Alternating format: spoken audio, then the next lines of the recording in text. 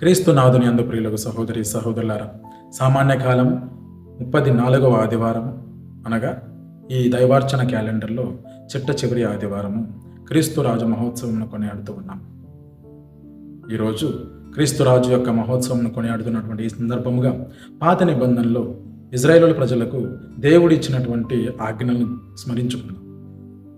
ద్వితీయోపదేశ కాండము 5వ అధ్యాయంలో 10 ఆజ్ఞలను ఇస్తూ ప్రభువు ఈ విధముగా ఇజ్రాయేలు ప్రజలతో పలుకుతూ ఉన్నాడు.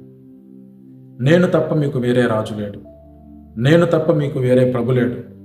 దేవుని మాత్రమే ఆరాధింతురుగాక, దేవుని నామమును వ్యర్థముగా పలుకక ఇందురుగాక, దేవుని యొక్క పరిశుద్ధ దినములను పవిత్రపరచుదురుగాక అని పలుకుతూ దేవుడు ఇజ్రాయేలు ప్రజలను తన సొంత ప్రజలుగా మార్చుకుని, నేనే రాజులకు రాజును, ప్రభులకు ప్రభువును, నేను తప్ప మీకు వేరే రాజు లేడని నొక్కి వక్కానిస్తున్నటువంటి వైనాన్ని ఈరోజు మనం ధ్యానించుకుందాం. ఈనాటి సువిశేషము లూకా శుభవార్త 23వ అధ్యాయము 35 నుండి 43 వచనములు. ఈనాటి సువిశేషంలో సిలువ మీద వేలాడుతున్నటువంటి క్రీస్తుని ధ్యానించుకుందాం. క్రీస్తుని సిలువ వేసినటువంటి యూదులు, అక్కడ ఉన్నటువంటి రక్షక భటులు మరియు క్రీస్తుతో పాటు సిలువ వేయబడినటువంటి దొంగలలో ఒకడు క్రీస్తుని అతని యొక్క రాజ్యమును గురించి, రాజసమును గురించి ఈ విధముగా హేళన చేస్తూ ఉన్నారు. ఎందరో మందిని రక్షించినటువంటి వాడవు, నీవు నిజముగా దైవ కుమారుడు అయినతే, నీవు నిజముగా క్రీస్తు అయినట్లయితే నీవు సిలువ దిగి నిన్ను నువ్వు రక్షించుకొని మమ్మల్ని కూడా రక్షించు, అప్పుడు మేము నిన్ను విశ్వసిస్తామని చెప్పి క్రీస్తుని అవహేళన చేయటము ఈరోజు మనము చూస్తూ ఉన్నాం.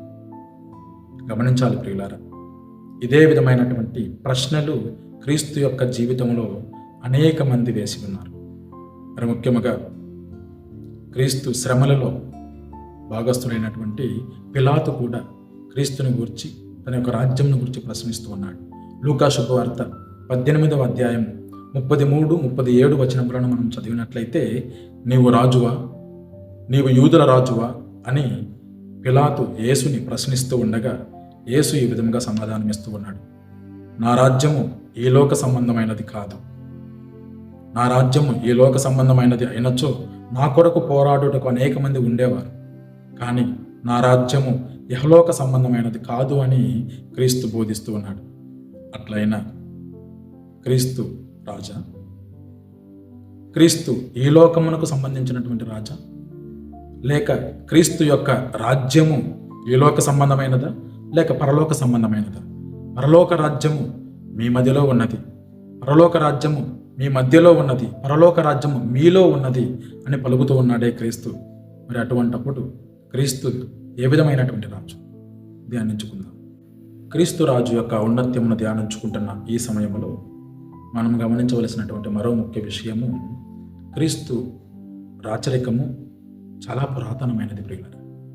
ఎందుకంటే నూతన నిబంధనలో ఉన్నటువంటి క్రీస్తు రాచరికము, హెబ్రీయులకు రాయబడినటువంటి లేఖలో ఉన్నటువంటి క్రీస్తు రాచరికము అనాది నుండి ఉన్నటువంటిది. అదే ఆదికాండము 14వ అధ్యాయంలో మనం చూస్తూ ఉన్నాం. క్రీస్తు సువిశేషంలో పలుకుతూ ఉన్నట్లు, అబ్రహామునకు మునుపే నేను ఉన్నవాడను అని చెప్తూ ఉన్నాడు. అదేవిధముగా బైబిల్ గ్రంథంలోనే మొట్టమొదటి రాజుగా మనకు పరిచయం అవుతున్నటువంటి వ్యక్తి మెల్కీసెదెకు మహారాజు, షాలోము మహారాజు. తల్లిదండ్రులు లేనటువంటి వాడు, ఆది అంతము లేనటువంటి వాడు, క్రీస్తునకు చిహ్నముగా నిలుస్తూ ఉన్నాడు. అబ్రహాము సైతము, ఇజ్రాయేలు ప్రజలకు పితామహుడైనటువంటి అబ్రహాము సైతము మెల్కీసెదెకు మహారాజు ముందు సాష్టాంగపడి సాగిలపడి తాను యుద్ధమున జయించినటువంటి దానిలో 10వ భాగమును మెల్కీసెదెకు మహారాజునకు అంకితమునరుస్తూ అతని యొక్క ఆశీర్వాదమును తీసుకుంటూ ఉన్నాడు. ఆ మెల్కీసెదెకు క్రీస్తుకు చిహ్నంగా నిలుస్తూ ఉన్నాడు నూతన నిబంధన. అదేవిధముగా మెల్కీసెదెకు ఏ విధముగానైతే ఆది అంతము లేనివాడు, తల్లిదండ్రులు లేనివాడు, పుట్టు పూర్వోత్తరములు లేనివాడు, అదే విధమైనటువంటి శాంతికరమైనటువంటి రాజు షాలోము రాజు మెల్కీసెదెకునకు నూతన నిబంధనలో క్రీస్తుకి చాలా పోలికలు ఉన్నాయి. ఈ విధముగా అబ్రహామునకు ముందుగా క్రీస్తు నిలుస్తూ ఉన్నాడు. క్రీస్తు యొక్క రాజ్యము విలువలు ఏంటంటే, ఒక చెంప మీద కొడితే మరో చెంప చూపమన్నాడు. ఎవరైనా నీ సహాయం అడిగితే 1 మైలు ప్రయాణం చేయమంటే 2 మైళ్ళు వెళ్ళమన్నాడు. అడిగినది ఇవ్వమన్నాడు. నేను సేవించబడుటకు రాలేదు, సేవించుటకు వచ్చానన్నాడు.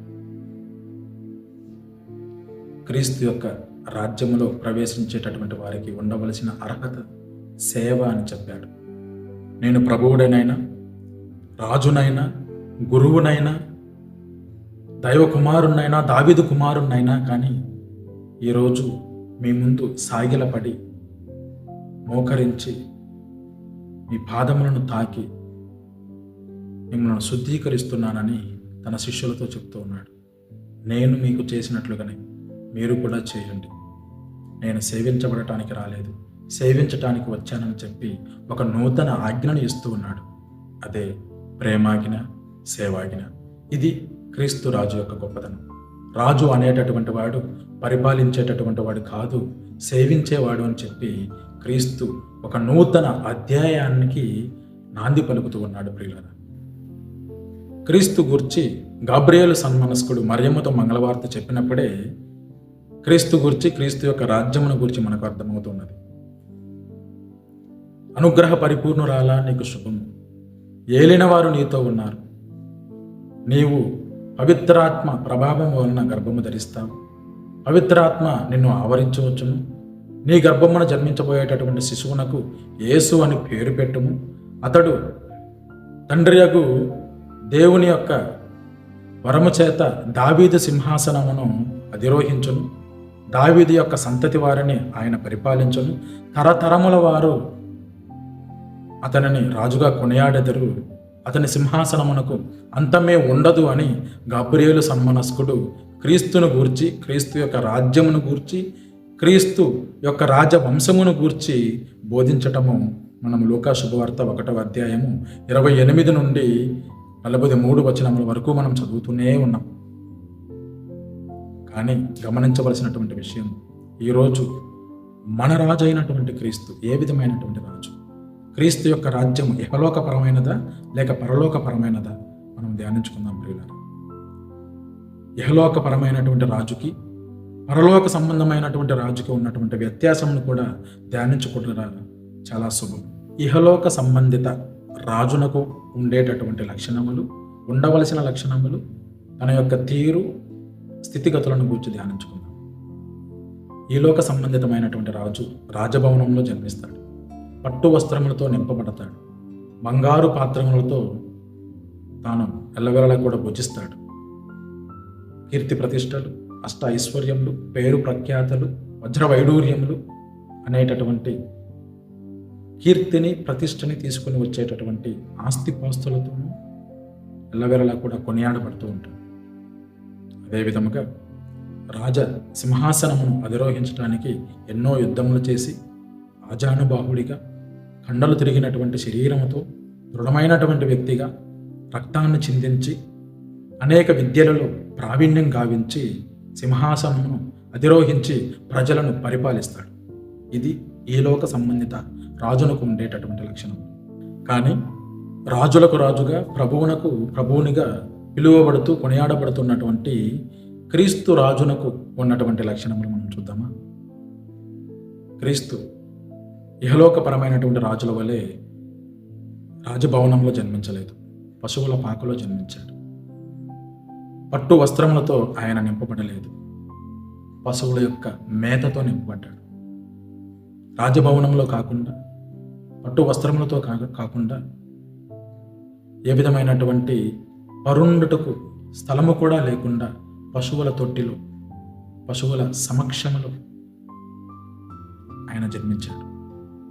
ఈలోక సంబంధిత రాజుల వలె అతనికి కీర్తి ప్రతిష్టలు, పేరు ప్రఖ్యాతలు, వజ్ర వైడూర్యములు, ఏ విధమైనటువంటి ఆస్తిపాస్తులు లేవు. తను ఉండుటకు కూడా, జీవించుటకు కూడా, తలవా దాల్చుకున్నటకు కూడా స్థలము లేక ఒక దేశ ద్రిమ్మరి వలె నజరేతు నుండి బెత్లెహేమునకు, బెత్లెహేము నుండి ఐగుప్తునకు, ఐగుప్తు నుండి వివిధ స్థలములకు మారి మారి మారి వలసపోతూనే తన యొక్క జీవితాన్ని కొనసాగిస్తూ, జీవిత ప్రయాణాన్ని కొనసాగిస్తూనే తన యొక్క పుట్టుక నుండి గిట్టుకు వరకు కూడా అనేక స్థలములను సందర్శిస్తూ